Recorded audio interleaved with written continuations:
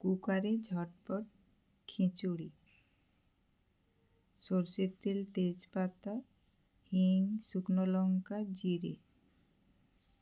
এরপর আদা, রসুন, পেঁয়াজ, কাঁচা লঙ্কা বাটা, 6-7টি কাঁচা লঙ্কা, সামান্য একটু জল, ধনে জিরে গুঁড়ো দিয়ে মশলাটি কিছুক্ষণ ভেজে নেব। এরপর শীতের সব রকমের সবজি দিয়ে আন্দাজ মতো নুন, হলুদ, সবজিটা কিছুক্ষণ ভেজে নেব। এরপর ভিজিয়ে রাখা মসুর ডাল, অড়হর ডাল 1 কাপ, ভিজিয়ে রাখা 1 কাপ গোবিন্দভোগ চাল, টমেটো কাটা, সামান্য একটু চিনি দিয়ে সব কষিয়ে নেব।